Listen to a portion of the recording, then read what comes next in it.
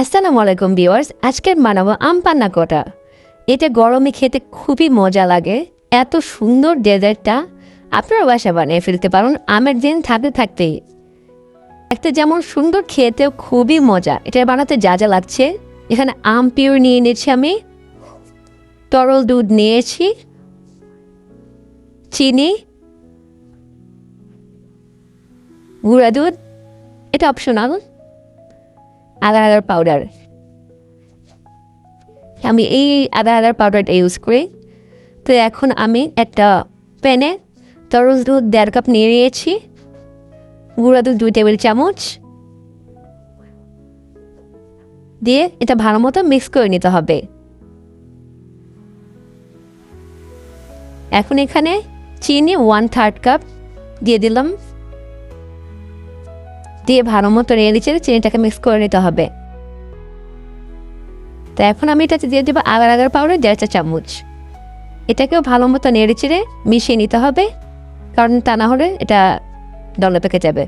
তো এটা জাল বড় আসা পর্যন্ত এটাকে আমি ভালো মতো মিশিয়ে জাল করে নিব। যে ভালো মতো নেড়ে চেড়ে এটাকে চেক করে নেবেন। আমি একটু লবণ দিয়ে দিচ্ছি, কারণ মিষ্টির মধ্যে লবণ দিলে মিষ্টিটা একটু ব্যালেন্স করার জন্য আর কি। এখন আমি ভালো মতো নেড়ে চেড়ে নিলাম বলক আসা পর্যন্ত। তো দেখুন এটা বলক চলে আসছে। তা আমার এটা হয়ে গেছে অলমোস্ট। তা আমি এটাকে এখন নামিয়ে নিব। আমি এখানে গ্লাস সেট করেছি, আপনি যে কোনো কিছুতে সেট করতে পারেন চাইলে। তো আমি একটা সুন্দর একটা ডিজাইন দেওয়ার জন্য এখানে আমি সেট করেছি গ্লাসে। তো এখানে আম পিওর নিয়ে নাম আমি 1.5 কাপ।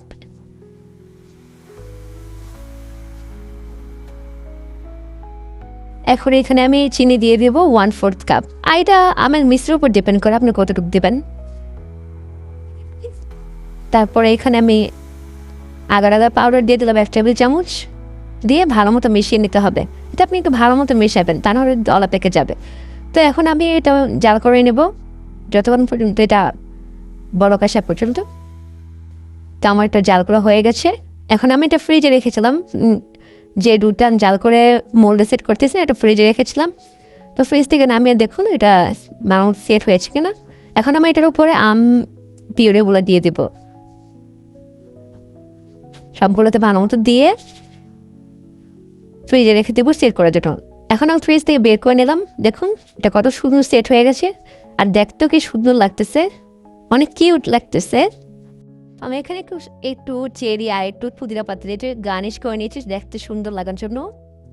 আপনারা বাসায় তৈরি করে ফেলুন ইয়াম্বি মজাদার আম পান্না কোটা।